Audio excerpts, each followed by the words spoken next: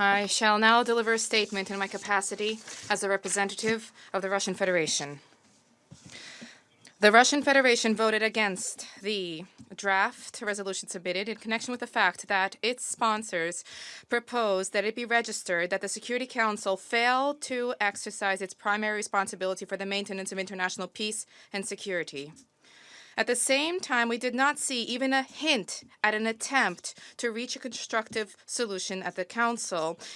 And yet, 2 days ago, we blocked a draft specifically for the reason that it was both one-sided and imbalanced.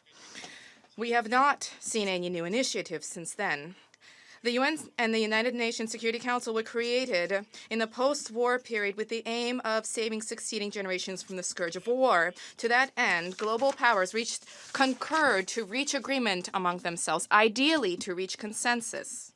And in any event, certainly not to attempt to push through decisions on one another, nor to attempt to disregard the interests of any member of the P5. This is precisely why the Council has the vested right for permanent members to block a decision.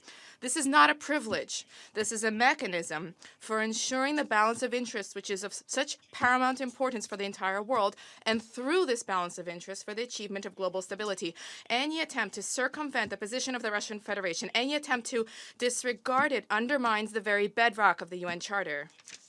There is a need not to push through such schemes, but rather to endeavor to find common ground, regardless of our Western partners' attempts to avoid this, including when they disregarded our legitimate concerns in connection with NATO's policy and the Western countries' violation of the core principles of the OSCE on the indivisibility of security.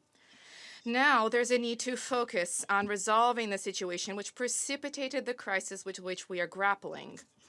This crisis broke out not as a result of the launch of the Russian special military operation in Ukraine, but much earlier, when for 8 years you turned a blind eye to the crimes perpetrated by the Ukrainian nationalists in Donbass. And again, today, you did not mention at all the suffering of the residents of Donbass. For it was indeed what was the homes in Donbass, which was raised by the Ukrainian armed forces, and these images are now being taken by Western military outlets and being portrayed shamelessly as the consequences of our military operation in Ukraine. And today, during this meeting, once again, we hear lies, deceit, and fakes about the indiscriminate shelling of Ukrainian cities, hospitals, and schools. The Russian army does not threaten civilians in Ukraine. It is not shelling civilian infrastructure. A threat to civilians is now posed by Ukrainian nationalists who have effectively seized as hostages the residents of Ukraine, and they are using them now as human shields. There is a multitude of evidence from Ukrainians that the nationalists, despite their protests, are taking heavy equipment, multiple rocket launchers, and deploying them in residential areas. This is an egregious violation of international humanitarian law, which needs to be duly condemned. Essentially, this is the same tactic that is being used by ISIL terrorists.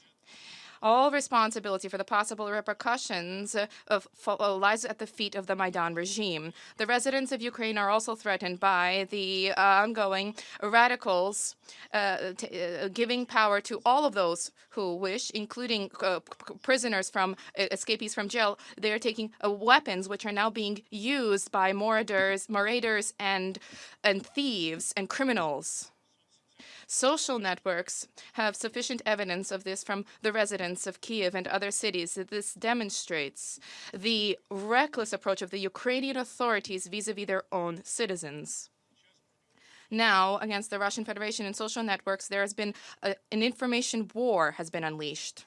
Insofar as evidence of destruction of civilian infrastructure by Russian military does not exist, Ukrainian strikes and accidental strikes and videos from Donbass are being portrayed as such, and these are actually being carried out by the Ukrainian nationalists. Furthermore, social networks has a host of educational manuals about how to create fakes to depict our military operations and fabrications, and these social networks have 1.2 million such fakes circulating. We urge our colleagues not to aid and abet the proliferation of such disinformation, although I fear that once again this call will fall on deaf ears. I now resume my duties as the President of the Security Council, and I give the floor to the